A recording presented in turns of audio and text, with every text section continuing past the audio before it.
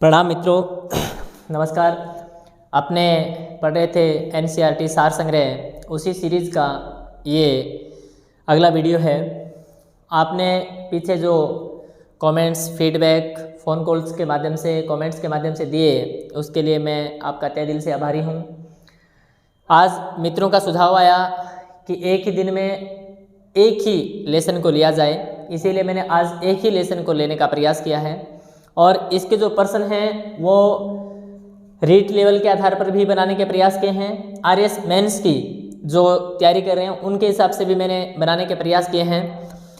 एक छोटी सी रिक्वेस्ट है मित्रों कि अपने लॉकडाउन के दौरान अपने छोटे बच्चे, अपने भाई बहन जो स्कूल अभी बंद होने की वजह से उनकी पढ़ाई जो डिस्टर्ब है, आपसे मैं रिक्वेस्ट करता हूं कि उनको ये वीडियो शेयर ज़रूर करें, क्योंकि आपका जो बिल्कुल 6 से 12 का एनसीईआरटी का सिलेबस है, अक्सरस उसमें से एक भी चीज़ ना हमने जोड़ी है ना उसमें से कम की है, उसका सार संग्रह प्रस्तुत किया है। तो उनको जरूर दें। 6 से 12 में आपका भाई ये ऐसा तो अरे यहाँ तो हुई कौन से का अपने घरे कोई 6 12 नहीं पढ़े, छोटो बच्चों ला जाएगो, अपनो भाई ला जाएगो, बहन ला जाएगो, आप जो भी आपका रिश्तेदार, तो उन चीज़ों को ये आप शेयर करोगे दोस्तों तो उनको बेनिफिट होगा। हमारी ये जो सेवा है वो सार्थक हो पाएगी। चलो शुरू करते हैं। अध्याय 10 हमारे बाजार।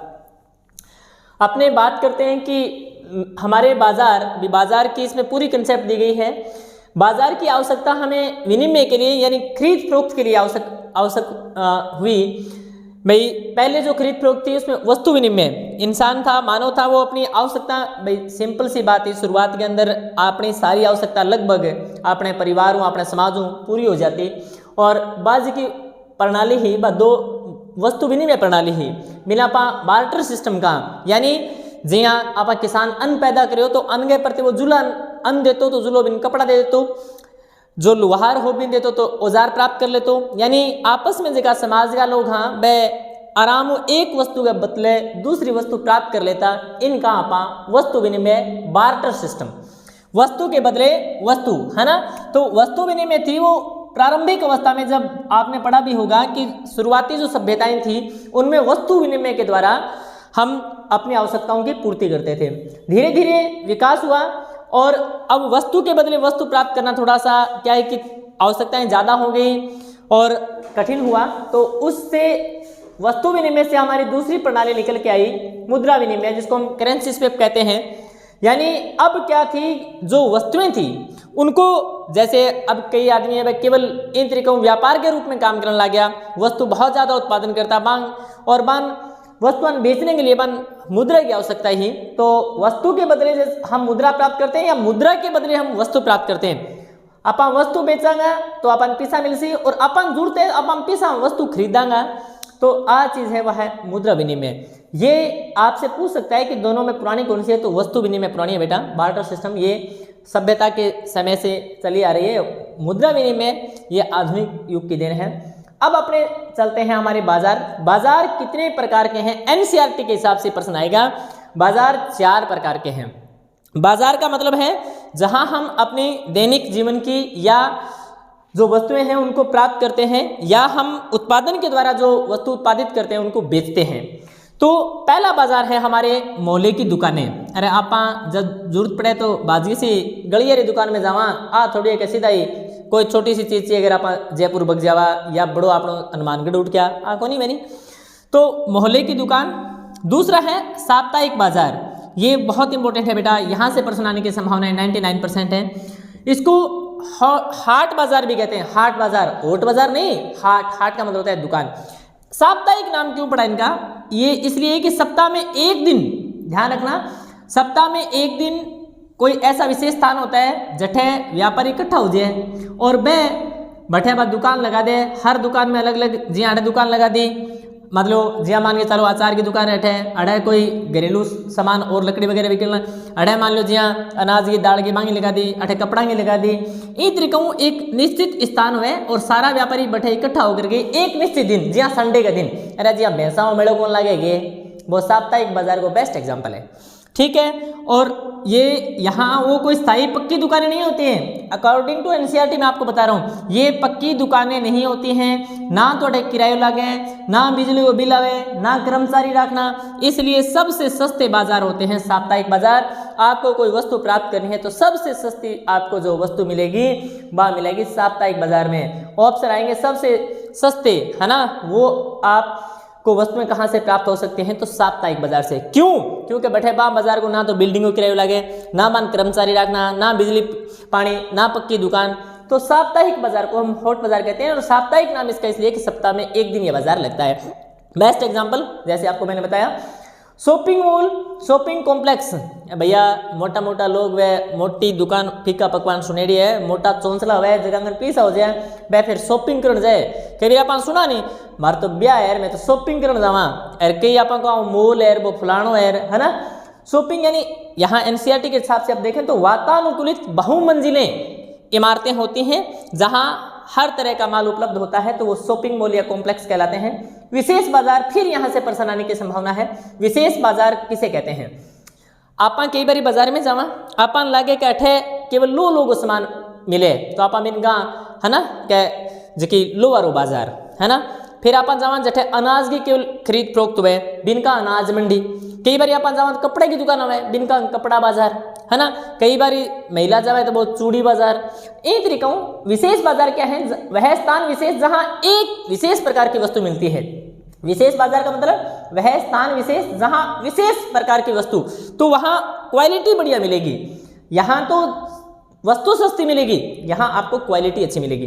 फिर व्यापारी, बाजार में जो व्यापारी किसे कहते हैं? व्यापारी का मतलब होता है आप एक चीज तो उत्पादक बनाने ला रहे हैं और उपभोक्ता भी खरीदने ला रहे हैं, इनके बीच में जो काम करें बिन आप व्यापारी का, उत्पादक से उपभोक्ता तक जो वस्तुओं को पहुंचाता है वो व्यापारी। व्यापारी दो प्रकार का है बेटा, एक तो है थोक व्यापारी, होलसेलर भी कहा इन्हें, एक एक रहे जगह उत्पादक कंपनी है वहां बड़ी मात्रा में माल उठा ले और फिर वह छोटे छोटे व्यापारियां बेच दे। पर्सन अठुआ होगो होलसेलर है, वो बड़ी मात्रा में माल खरीदे भी है और बेचे भी है ना, खरीदे भी है बेचे भी है, दोनों काम करे।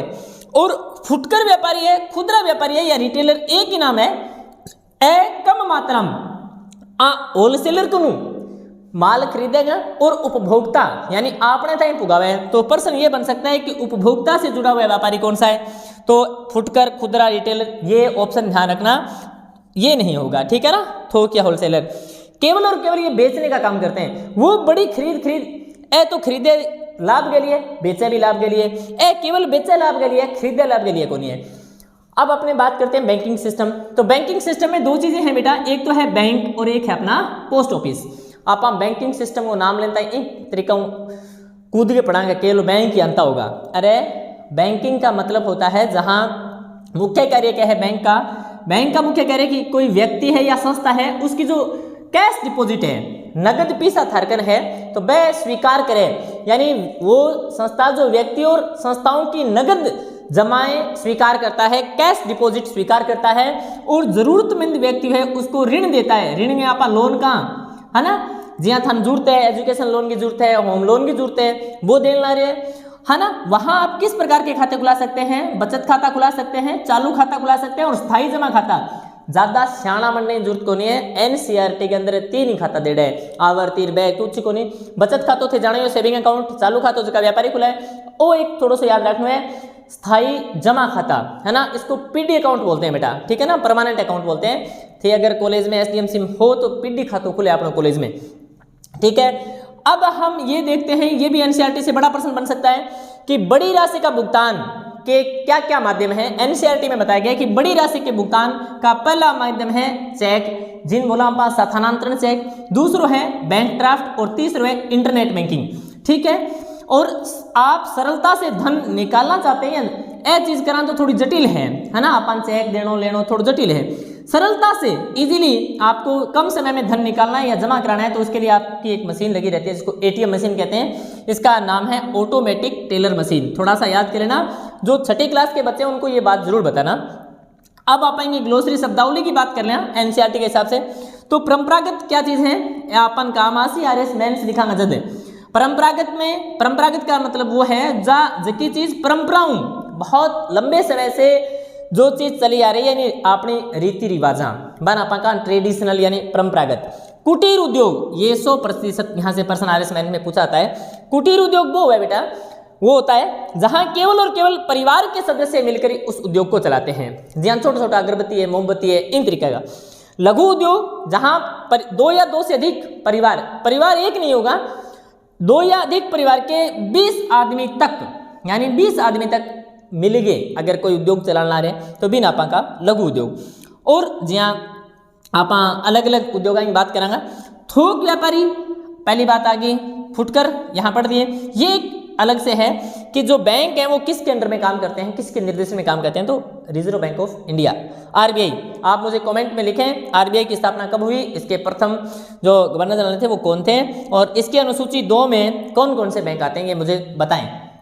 अब अभ्यास प्रश्न देखा आप, सही विकल्प चुनना है। जो व्यापारी बड़ी मात्रा में सामान खरीदकर छोटे व्यापारियों को बेच देता है उसे क्या कहते हैं, यानी आपको विकल्प चुनना है। यहाँ मैंने विकल्प दिए नहीं है क्योंकि स्थान कम था।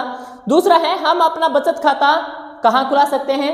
फिर रिक्त स्थानों की पूर्ति करनी है। साप्ताहिक बाजार को हम क्या कहते हैं, अठापा पढ़ लियो, इम देखना है ना। हम खाली स्थान प्रयोग से धन आसानी से निकाल सकते हैं, रिक्त स्थान की पूर्ति करनी है। जो आपके मैंने ये जो है वो आपको 6 से लेकर के RS तक की तैयारी करने वाले बच्चों के हिसाब से बनाया है। और हम सभी जो बैंक हैं वो किसके निर्देशन में काम करते हैं, यहाँ मैंने इसके आंसर दे दिए हैं। यहाँ से आप एक बार, अरे पोलाइट रिक्वेस्ट है, एक बार बिना देखे करो। उत्तर देड़ा है काल तो मैं भूल गयो, आज थाने उत्तर लिख दिया, फिर यूँ मिलान कर लियो, थाने पता लग जाओ तेरी तैयारी किसी के, है ना। RS मेंस में पर्सन आने की संभावनाएं वस्तु विनिमय से कहते हैं, है ना।